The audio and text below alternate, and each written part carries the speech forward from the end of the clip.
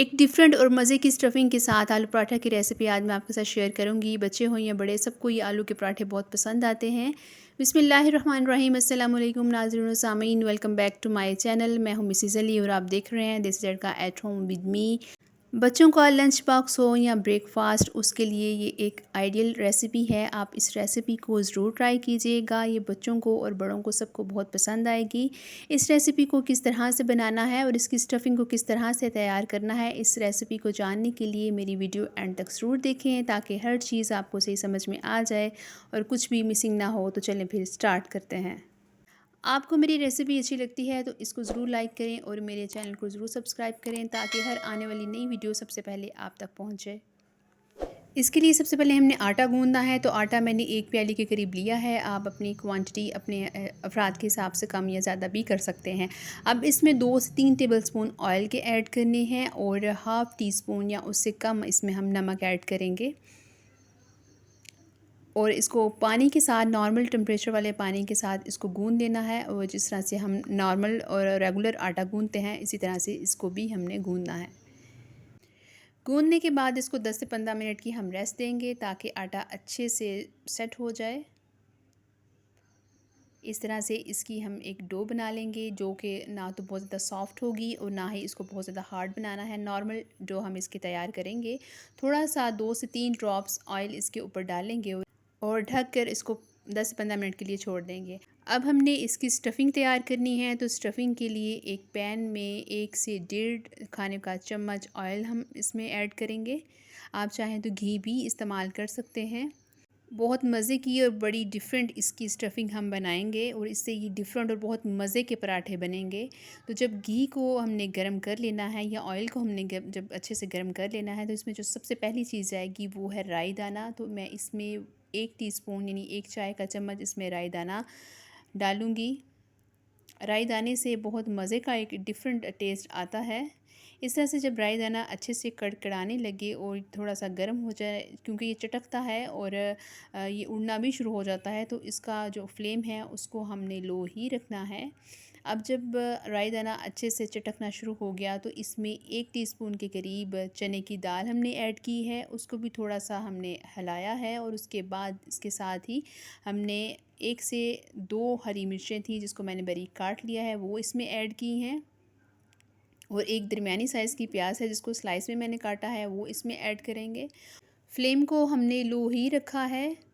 इस तरह से हमने इसकी भुनाई करनी है और भुनाई हमने उस वक्त तक इसकी करनी है जब तक प्याज का कलर जो है वो थोड़ा सा ट्रांसपेरेंट हो जाए, यानी ये इस स्टेज पर आ जाए। इसको हमने ब्राउन नहीं करना है। इस तरह से आंच को हमने हल्का रखा है। अब इसमें जो चीज़ ऐड करनी है वो आलू हैं, उबले हुए आलू हैं। मेरे पास 3 से 4 आलू मैंने अच्छे से बॉईल कर लिए थे और इसको इस तरह से पीसीस में काट लिया था। पीसीस में मैंने इसलिए इसको काटा है कि हमने मैश किए हुए आलू इसमें शामिल नहीं करने हैं। अब इसमें मसाले ऐड करने हैं। तो मसालों में सबसे पहले इसमें सुरख मिर्च ऐड की है जो कि हाफ़ टी स्पून के करीब है और 1/4 चाय की चम्मच इसमें हल्दी शामिल की है। नमक चूँकि मैंने आटे में शामिल किया था तो नमक की क्वांटिटी इसमें कम ही रखूँगी। अब इसके साथ इसमें 1 से 2 टेबलस्पून मैंने ऑयल ऐड किया है। ऑयल ऐड करने के बाद इस तरह से हमने आलूओं को मैश करना है। इसको पूरा हमने बिल्कुल भी मैश नहीं करना है, थोड़े थोड़े आलू के पीसीस इसमें रहने चाहिए। ये बड़ी आसानी से मैश हो जाएंगे। ये देखें, इस तरह से हमने आलू तैयार करने हैं, आलू का मसाला तैयार करना है। अब इसमें पुदीना मैं ऐड करूँगी। आप चाहें तो हरा धनिया शामिल कर सकते हैं, लेकिन पुदीने से इसका टेस्ट बहुत अच्छा आता है। हरा धनिया भी आप इसमें ऐड कर सकते हैं।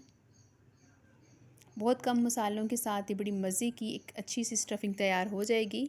अब फ्लेम को मैंने ऑफ़ कर दिया है और एंड पर हम इसमें लीमू का रस निचोड़ेंगे। 1 लीमू लेना है और उसका रस इस पर निचोड़ देना है। इससे इसका टेस्ट और भी ज़्यादा मज़े का हो जाएगा। अब इसको मिक्स करना है। फ्लेम को मैंने ऑफ़ कर दिया है। फ्लेम ऑफ़ करने के बाद ही इसमें हम लीमू ऐड करेंगे। अब हमने जो आटा तैयार किया था उसके मैंने पेड़े तैयार कर लिए हैं और पेड़े 7 से 8 पेड़े तैयार करने हैं। छोटे छोटे हम इसके पेड़े बनाएंगे और इस तरह से एक पेड़ा लेकर उसको हम छोटी सी इसकी रोटी बेल लेंगे। इस तरह से दूसरा पेड़ा भी इस तरह से थोड़ा सा हम खुश्क आटा लगाएंगे और इस तरह से इसको भी बेल लेंगे। अब जो हमने इसमें स्टफ़िंग तैयार की है, अब एक रोटी लेंगे और उसके ऊपर उस स्टफ़िंग को हम डाल देंगे। इस तरह से। छोटे हो या बड़े, सबको ये आलू के पराठे बहुत मज़े के लगते हैं, तो आप उनको ज़रूर ये बना के दीजिएगा, बहुत मज़े के लगते हैं। ब्रेकफास्ट के लिए एक आइडिया रेसिपी है, आप लंच बॉक्स में भी बच्चों को दे सकते हैं।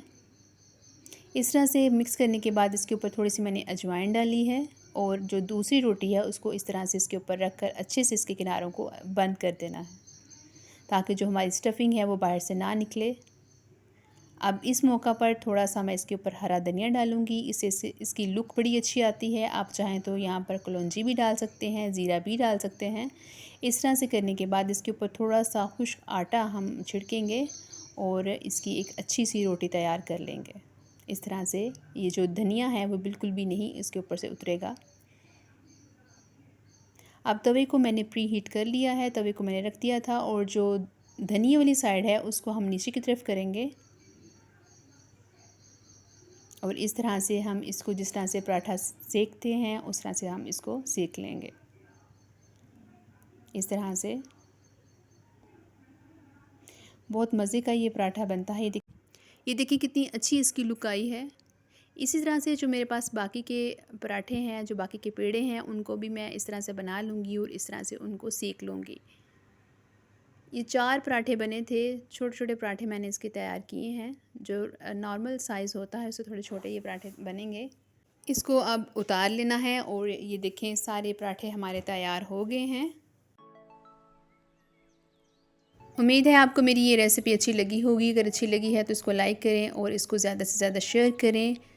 अल्लाह ने चाहा तो एक नई रेसिपी के साथ आपकी खिदमत में फिर हाज़िर होंगी। तब तक अपना और अपने प्यारों का बहुत सा ख्याल रखें। अल्लाह हाफ़िज़।